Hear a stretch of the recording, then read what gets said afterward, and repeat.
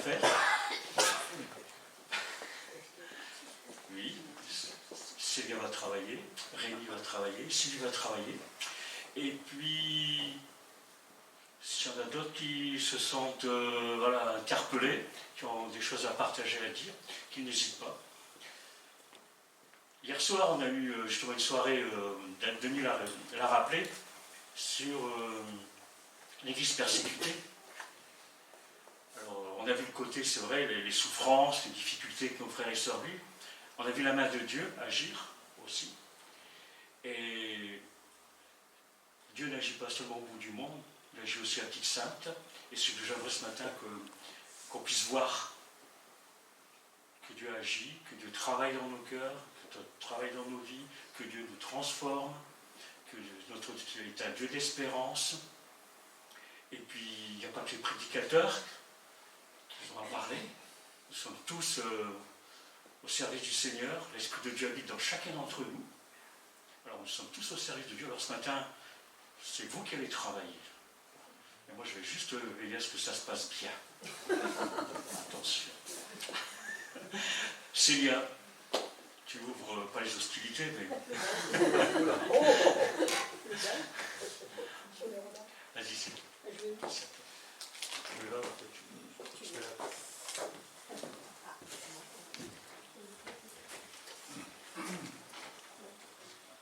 Alex vous a dit qu'on allait venir à Petite Sainte, mais moi je vais vous emmener au Bénin. Alors cette idée de venir vous parler du Bénin, c'est Joseph qui l'a eu quand on a discuté la semaine dernière ensemble. Donc c'est à cause de lui que je suis là. Donc comme vous le savez tous, je suis partie au Bénin pour raisons professionnelles, puisque je travaille dans une association d'insertion qui accompagne des gens en difficulté sur la production alimentaire.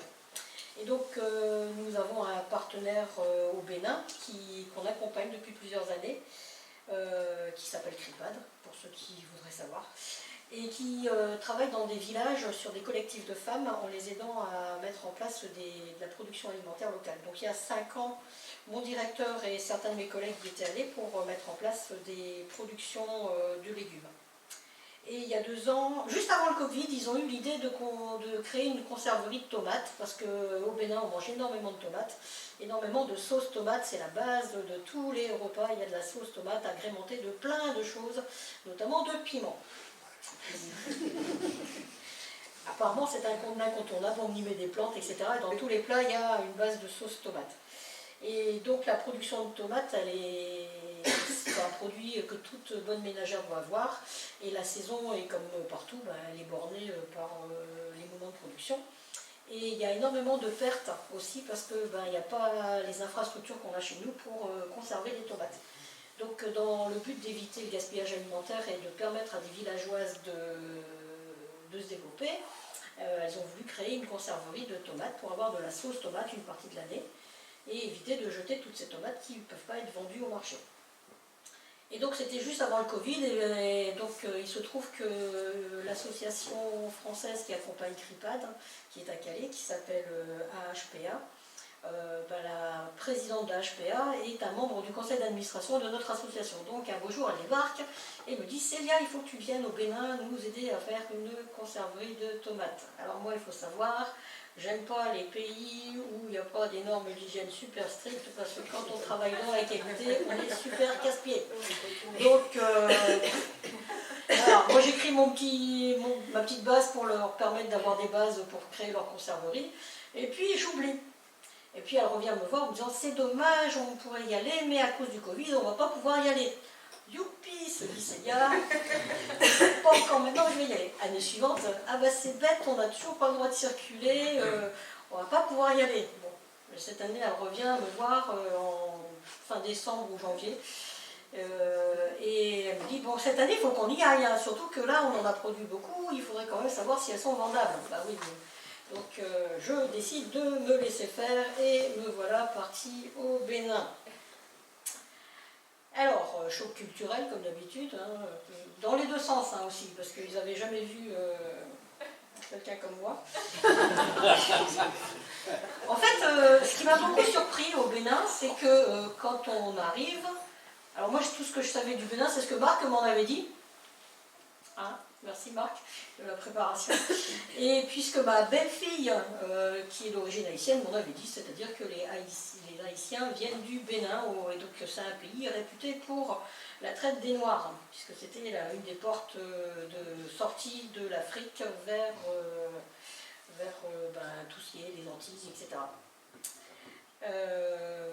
Et puis un truc m'a beaucoup surpris, c'est que la veille de partir, une de mes collègues, qui est en couple avec un Africain, vient me voir en me disant « Oh, Pablo est super inquiet », donc Pablo il est congolais normalement, et Pablo est super inquiet pour toi parce que tu vas au Bénin, le Bénin c'est le pays du vaudou.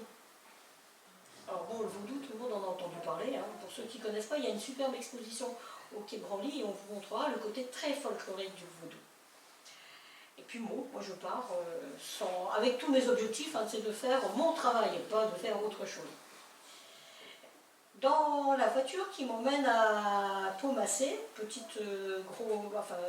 de villages autour de la lagune, le responsable de Cripad, Félix, écoute de la musique. Et donc c'est dans une langue que je ne connais pas du tout, mais de temps en temps j'entends un mot qui ressemble à Jésus. Tiens. Puis je regarde sur le bord de la route, c'est vrai qu'il y a des églises à tout. Sur la route qui va de Cotonou jusqu'à Porto Novo, vous avez des églises très régulièrement avec des noms de tas de choses que vous ne connaissez pas. Hein. Alors de temps en temps, vous voyez Baptiste, Assemblée de Dieu. Donc là, vous reconnaissez quelque chose. Vous voyez une église catholique, vous voyez une mosquée. En fait, il y a énormément de croyances dans ce pays-là. Il y a 50% de chrétiens, dont la moitié sont des catholiques. L'autre moitié, ce sont des protestants et apparentés protestants évangéliques, 25% de musulmans. Et puis quand on regarde sur Wikipédia, on apprend qu'il y a entre 17 et 29% de personnes qui pratiquent le vaudou. Donc ça veut dire que le vaudou est super présent. Et puis moi je vois toutes ces églises, ces écoles confessionnelles, et puis du bon, on voit des versets sur le bord de la route, on voit aussi des énormes panneaux avec révérend, pasteur, prophète, machin, et la tête d'un monsieur.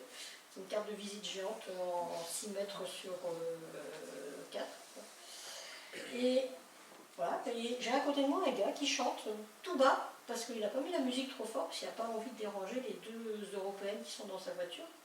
Puis de temps en temps, j'entends ils disent... Puis à un moment, il y a des paroles en français au milieu.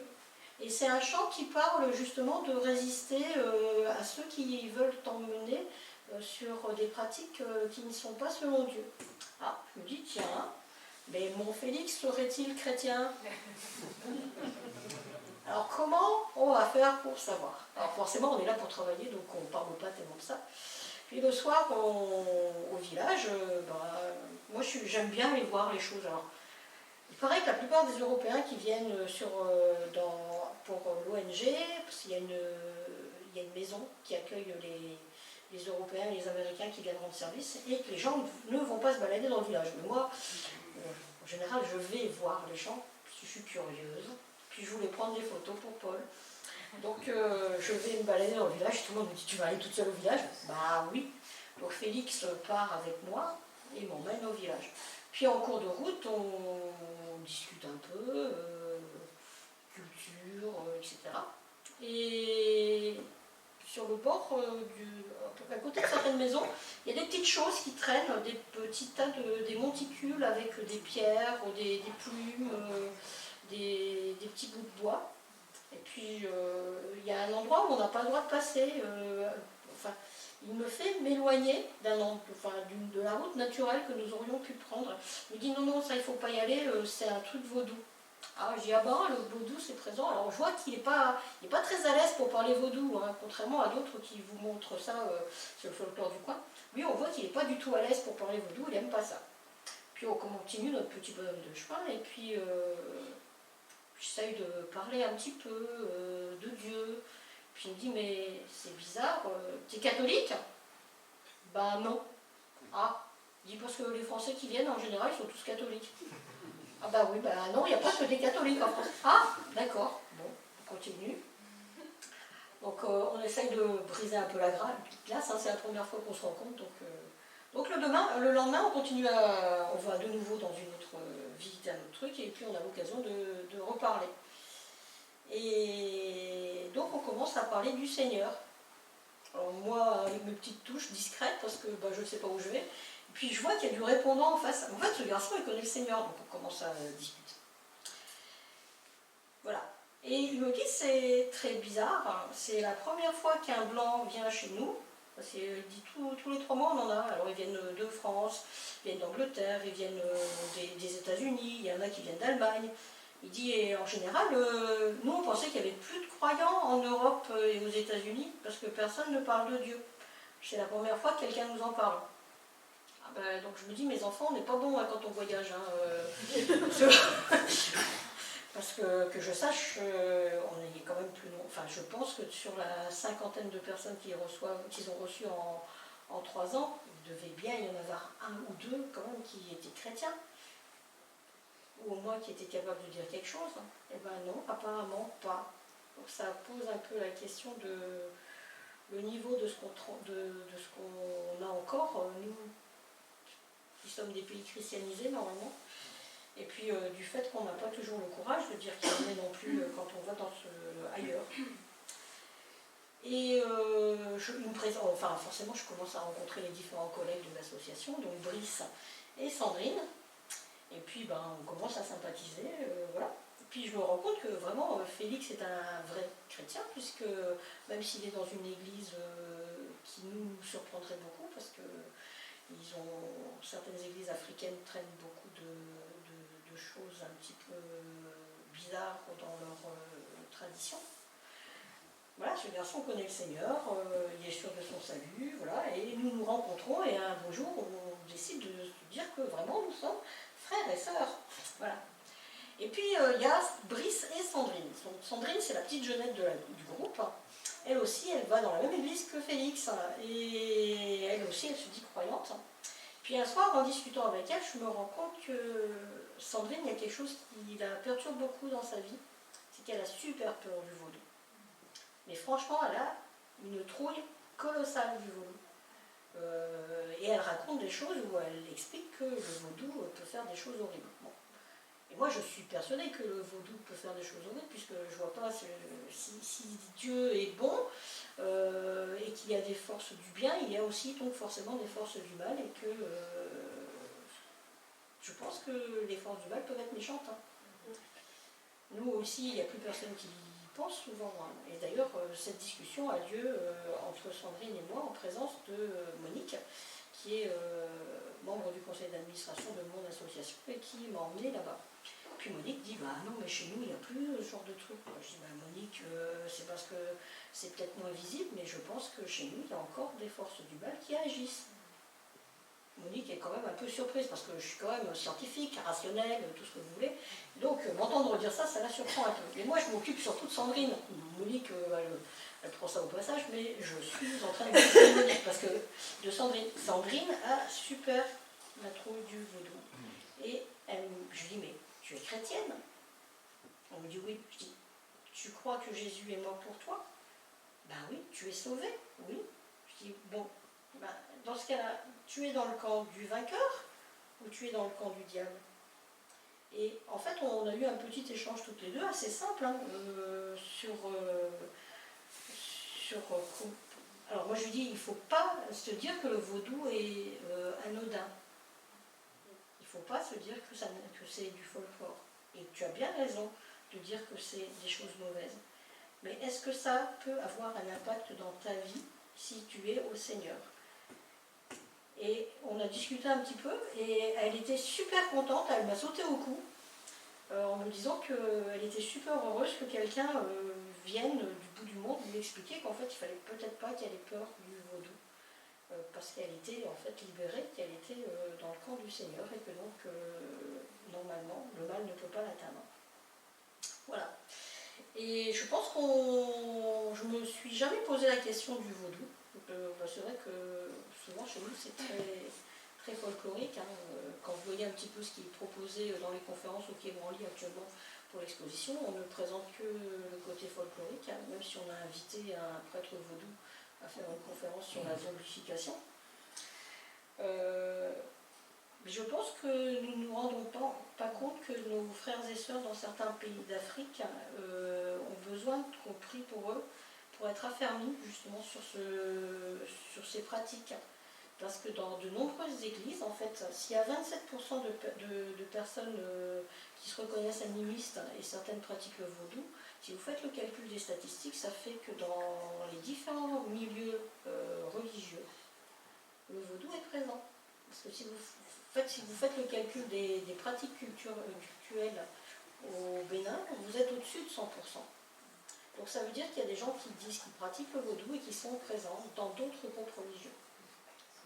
Et du coup, je pense que nous ne pensons pas à prier pour nos frères et sœurs qui ont besoin d'être affermis là-dessus et d'être encouragés à résister. Parce que bien des fois, on leur dit que beaucoup de leurs problèmes seraient résolus en allant voir le prêtre vaudou. Et pour terminer, je vais terminer par une petite chose qui a été dite à Félix en ma présence. C'est que on discutait le soir en mangeant des enfants que nous avions. Et donc moi je rigole en disant, ouais, moi j'ai 2 fils, et en plus vous ne vous rendez pas compte, je vais avoir 3 petits-fils, il n'y a que des garçons chez nous. Et Félix dit, ah ben moi c'est l'inverse, il n'y a que des filles. Et là il y a quelqu'un qui est là, un des Africains, qui dit, ah ben ce serait, si vous voulez résoudre le problème, c'est très simple, vous allez voir le prêtre vaudou, ça va être réglé. Et là je vois, et la personne dit à Félix, mais c'est parce que tu es chrétien que tu n'as que des filles. Hein. Si tu veux avoir un fils, tu sais ce qu'il te reste à faire, tu vas voir le prêtre vaudou et ton prochain enfant sera forcément un garçon. Et Félix dit, non, non, mais il n'en est pas question.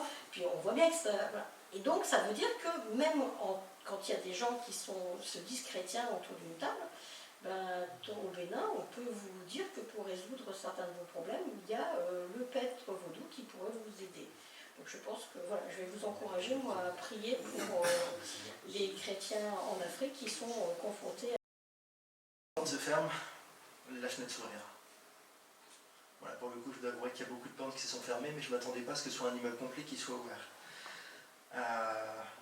En descendant, je ne savais absolument plus où était l'entrée ni la sortie. Heureusement qu'on m'a raccompagné parce que j'en pouvais plus. Je ne me rendais pas compte de ce qui venait de m'arriver, tout simplement.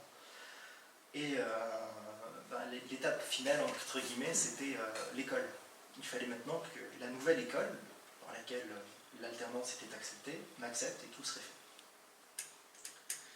On arrive à l'école, donc Gaston Berger à Lille. On rentre dans la salle, on rencontre la gentille secrétaire, etc. Machin chose, elle nous fait rentrer dans le bureau. Et là, vient la fameuse question, j'avais dit en plus à Ambert juste avant, on était complet en perdu, on ne savait pas où il fallait lire, parce que le campus était gigantesque, en tous les cas pour nous qui venons d'une petite école de campagne où il n'y avait qu'une seule entrée et un bureau, on savait où aller, là c'était un peu... heureusement qu'il y avait des petites flèches. Je dis à mon père, je dis pourvu qu'elle ne demande pas les bulletins, sinon je suis cuit, parce que je sais très bien que je ne suis pas le mec le plus intelligent. Manque de peau, première chose qui est demandée, vos bulletins, monsieur Andric. Aïe. Elle prend mes bulletins, elle me dit très bien, cherchez le dossier, ça a duré 2 secondes. Je regarde mon père, je dis surtout, tu ne dis rien tant que j'ai pas signé. Dans la feuille, le dossier, elle signe, je signe direct, avec empressement, je marque la date, etc. Je lui retends, soulagé, je range le stylo, il se dit, mais du coup, pourquoi est-ce que vous m'avez pris? Bah, c'est très simple, je suis sûr d'une chose. Alors certes, oui, en effet, vous n'avez pas l'intelligence la plus grande, hein, ça, il n'y a pas de souci, mais par contre, en matière de sérieux, vous n'êtes comme personne. Vous n'avez que 2 jours d'absence, et ces jours d'absence sont justifiés sur 3 ans. Et là, je me dis, heureusement que j'ai été assidu, merci Seigneur. Bref, en une semaine, l'objet de mes tourments, qui était tout simplement de savoir quel serait mon avenir, a été résolu d'une manière dont je ne m'attendais absolument pas. Un domaine que je m'attendais absolument à regarder que de très très loin, le domaine de la banque, en plus d'avoir la possibilité de faire des études qui ne coûteraient rien à mes parents, ce qui était vraiment un gros objet d'angoisse en tant que tel. Et je me dis merci Seigneur, parce que tu permets, tu pourvois. Et tout du long de ces 2 ans de BTS, en effet, il a permis et pourvu dans toute chose. Déjà d'un point de vue physique, littéralement, parce que je pense que se lever à 3h du mat pour prendre un train à 5h et rentrer le soir vers 19h ou 20h pendant plus de 6 mois, je ne pense pas qu'on arrive à tenir la charge mentale, ni physique.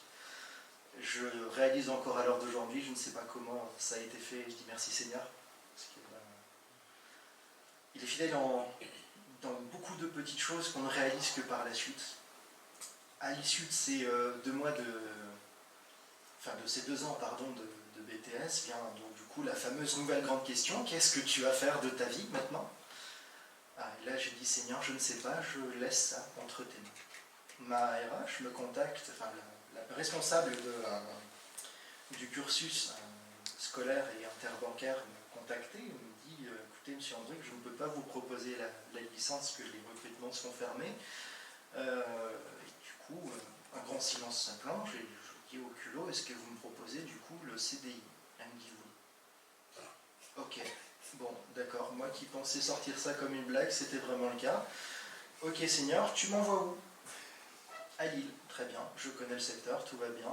Ça fait maintenant quasiment 7 ans que j'y suis, bientôt 8. Toujours au même endroit, et la première chose qu'il m'a dit, le RH que j'ai rencontré là-bas, c'est voilà monsieur Andric, votre papier signé. Encore une fois, je me dis mais Seigneur, je m'attendais encore à avoir un entretien de recrutement très, très complexe ou autre, en fait pas du tout, encore une fois. Et Dieu a pourvu et pourvoit encore à l'heure d'aujourd'hui pour énormément de choses. La fameuse licence que je ne pouvais pas passer, bon, beaucoup savent, je suis en train de la passer actuellement. L'endroit où je suis compte plus de 200 personnes, donc plus de 200 témoignages en quelque sorte, j'ai envie de dire, de tous les jours sur comment est-ce que je vais leur parler du Seigneur, pour vous dire que les fumeurs ne veulent plus me voir aller avec eux parce qu'ils en ont un petit peu marre. J'étais sur les équipes du soir où on avait une grosse population musulmane.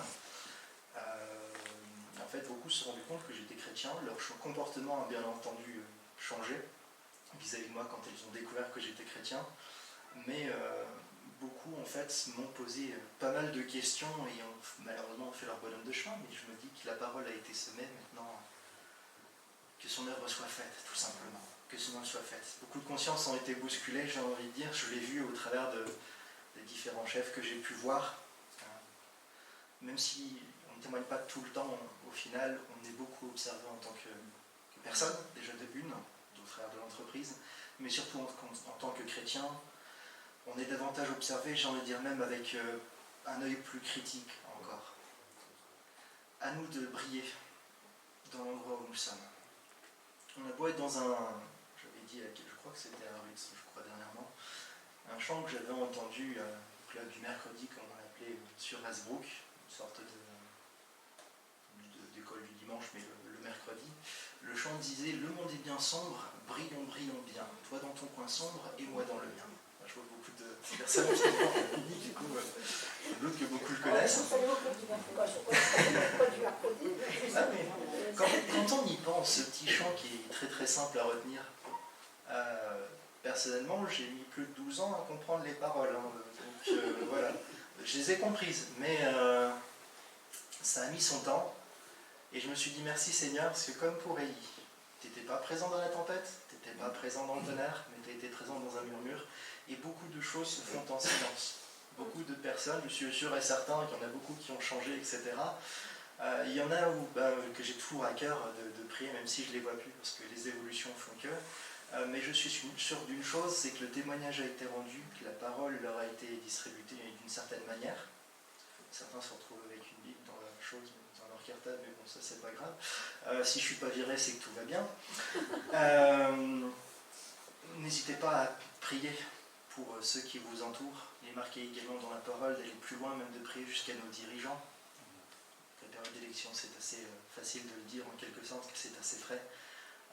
Mais le fait de prier pour ceux qui nous entourent nous assure une chose, c'est que déjà on peut continuer à rendre témoignage, on se sent libre également, et surtout c'est un véritable sujet de joie de savoir que les gens changent et que certains cherchent déjà le Seigneur. Savoir que quelqu'un veut passer de l'ombre à la lumière, que ce soit un proche ou que ce soit quelqu'un de lointain, est un sujet de joie, mais surtout d'accompagnement, parce que beaucoup le savent, beaucoup l'ont vécu je pense, mais choisir la voie du Seigneur, choisir de rentrer dans ses plans est quelque chose de très très très compliqué. Parce que le malin fait en sorte absolument de vous stopper de n'importe quelle manière. De n'importe quelle manière. Et en fait, il mettra tout en œuvre pour essayer de vous stopper. Donc ne pliez pas. Surtout ne pliez pas. Gardez courage. Gardez courage. Parce que ses plans et ses œuvres sont parfaites. Même si on se prend des claques, j'en ai vu des demi-tours, j'en ai vu des stops, j'en ai vécu. j'en vivrai encore, tout simplement, parce que malheureusement, je suis quelqu'un d'assez têtu et entêté. Merci Seigneur, je sais que là-dessus, il me transforme aussi de bien des manières. Ça prend son temps, mais ce qu'il fait est parfait, ce qu'il règle est réglé. Le sacrifice de Jésus-Christ à la croix, une des paroles qu'il a dit et qui me restera toujours sur le cœur, qui me reste toujours sur le cœur, c'est « tout est accompli ». Tout est accompli. Merci Seigneur. Je fais un petit exercice, c'était pas simple, j'ai essayé de faire court. Je vous remercie de votre écoute et je vous souhaite un bon temps.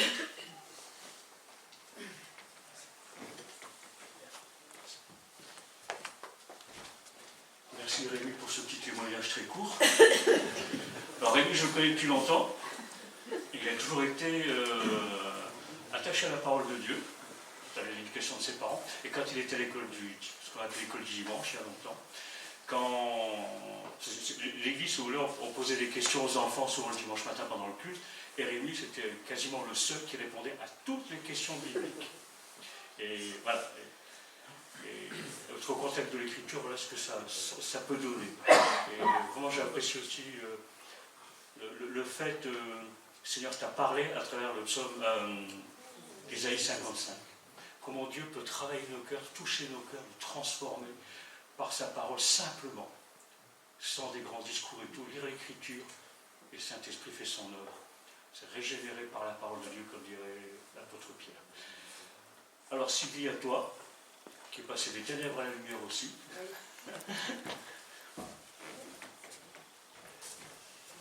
Bonjour à tous. Donc,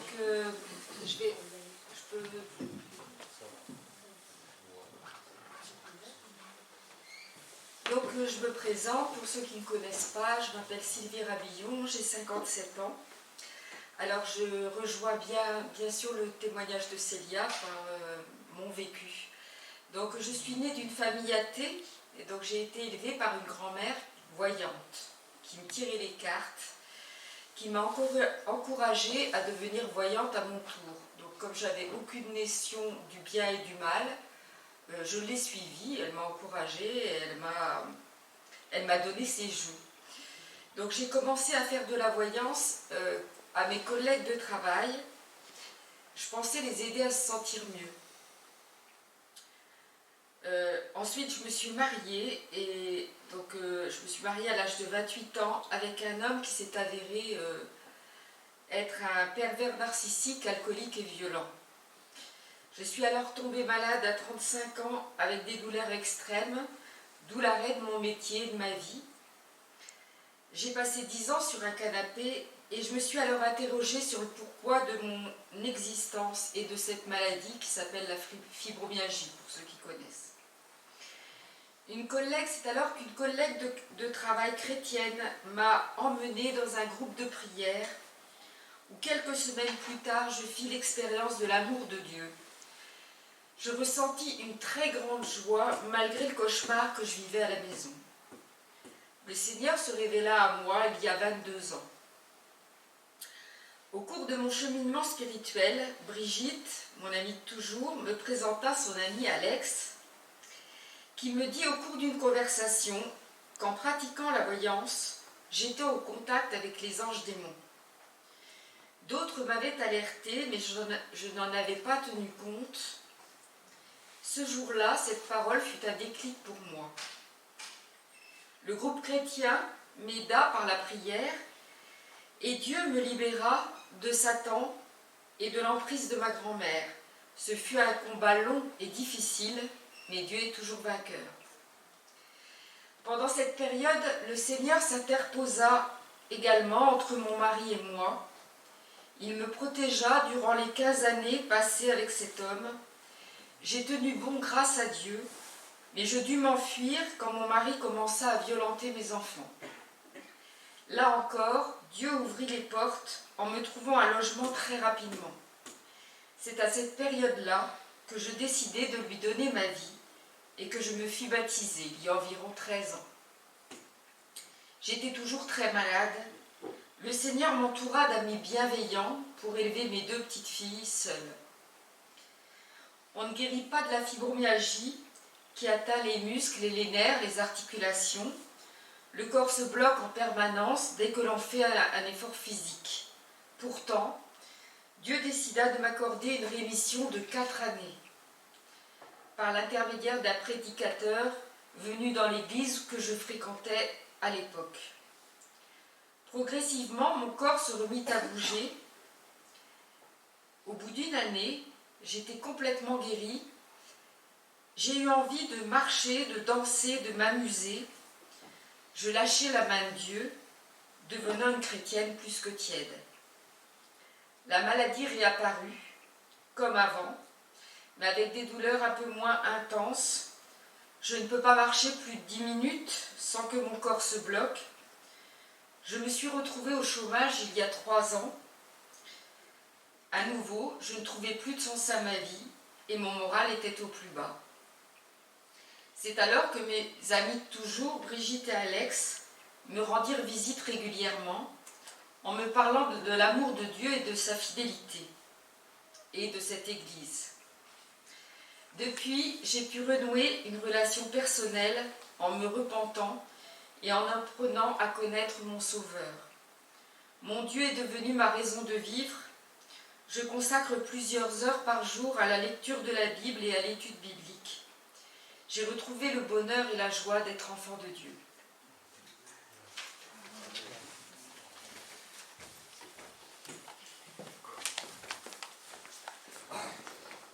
Simple, efficace, comme notre Seigneur, par sa simplicité et efficace. Je te rends la parole, Denis. Voilà. En tout cas, merci à tous les trois d'avoir pris la parole au public. C'est pas très facile toujours, hein. Mais voilà. J'espère que ça fait du bien à chacun dans l'église. Et puis, ça a renouvelé, hein. Ce ne sera pas les trois mêmes. Hein. Voilà, Denis, je te laisse la place.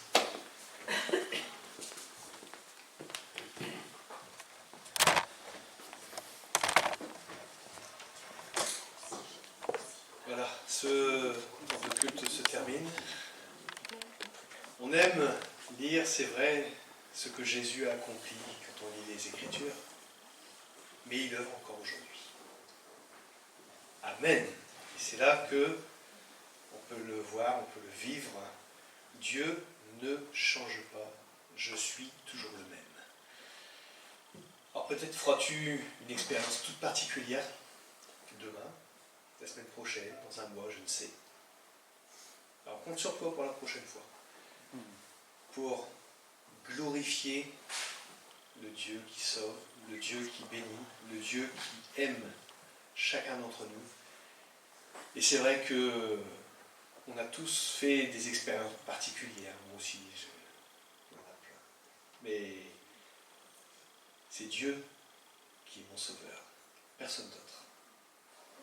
On peut essayer de s'appuyer sur des choses, sur des hommes, mais Dieu est au-dessus de tout cela. Il est tout-puissant. Alors, que Dieu vous bénisse, chacun en particulier. On passe aux annonces maintenant. Alors, cette semaine, nous allons donc avoir, pour demain déjà, Chantal, tu as préparé le café? C'est déjà fait?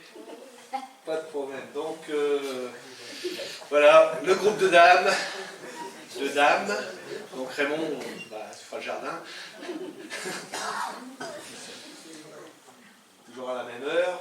Donc, il y aura une nouvelle distribution à l'Épide, puisque la première fois, il y avait eu malheureusement beaucoup de jeunes qui n'étaient pas là du fait qu'ils étaient sur l'extérieur.